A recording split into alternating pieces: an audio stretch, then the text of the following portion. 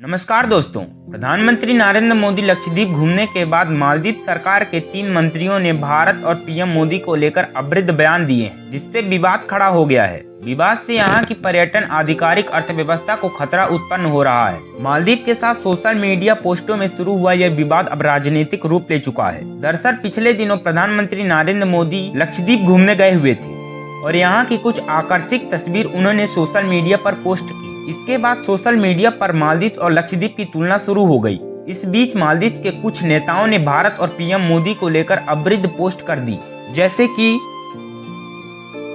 वजीहत होते देख मालदीव सरकार ने 3 मंत्रियों को उनकी पोस्ट से हटा दिया। और हाल ही में मालदीव के राष्ट्रपति मोहम्मद माइजू ने चौंकाने वाला बयान दिया है। उन्होंने 5 दिवसीय चीन के दौरे के बाद कहा, उनका देश छोटा है लेकिन इस कारण उन्हें धमकाने का लाइसेंस नहीं मिलता। माइजू के बयान को भारत के राजनीतिक विवाद के साथ जोड़ा जा रहा है। आइए जानते हैं इस वॉर की असली सच्चाई क्या है और माइजू भाई ऐसा बयान क्यों दे रहे हैं। मालदीव एक द्वीप देश है जो हिंद महासागर में स्थित है। इससे मालदीव द्वीप समूह के नाम से भी जाना जाता है।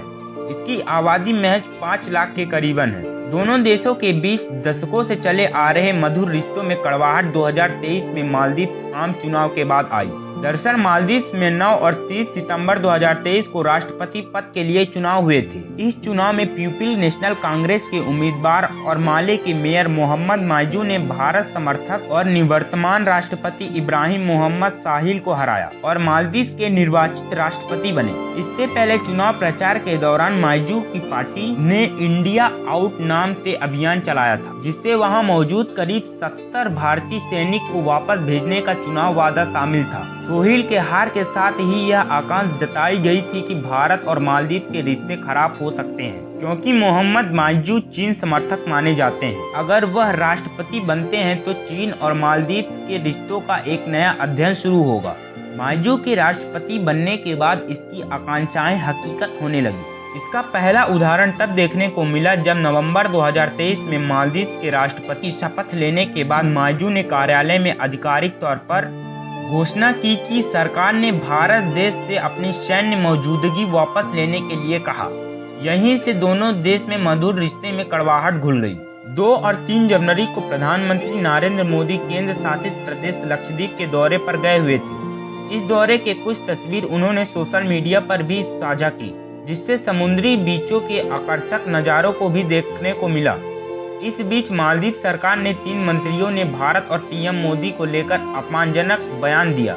खुद देश में विपक्षियों की तीखी आलोचना के बीच मालदीव सरकार ने तीनों मंत्रियों को उनकी पद से हटा दिया और हाल ही में चीन के साथ मालदीव की करीबी बढ़ाने की कवायद में जुटे नए राष्ट्रपति मोहम्मद माइजू 5 दिवसीय दौरा खत्म कर स्वदेश लौट गए हैं। हालांकि उन्होंने एक चौंकाने वाली टिप्पणी में किसी देश का नाम लिए बिना मालदीव को धमकाने की अधिकार नहीं जैसी टिप्पणियां की हैं। चीनी राष्ट्रपति जोंगपिंग समेत कई शीर्ष पदाधिकारियों से मुलाकात के बाद मालदीव लौटे राष्ट्रपति मोहम्मद माइजू ने कहा, मालदीव छोटा हो सकता है लेकिन इससे उन्हें हमें कोई धमकाने का लाइसेंस नहीं मिल जाता।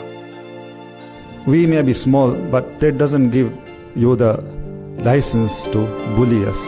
राष्ट्रपति मोहम्मद माइजू की टिप्पणी प्रधानमंत्री नरेंद्र मोदी के खिलाफ उनके मंत्रियों के अपमानजनक सोशल मीडिया पोस्ट के बाद आई है। बता दें कि तीनों मंत्रियों के बयान के बाद मालदीव और भारत के बीच राजनीतिक विवाद बढ़ गया है। भले ही आलोचना के बाद मालदीव सरकार ने मंत्रियों को आशाएं पर धकेल दिया है, लेकिन दोनों देशों की तिल्खी कम होने का नाम नहीं ले रही है। चीन समर्थक नेता माने जाने वाले माइजू ने धमकाने का लाइसेंस वाली टिप्पणी में किसी देश का नाम नहीं लिया, लेकिन इसे भारत पर स्पष्ट कटाक्ष माना जा रहा है।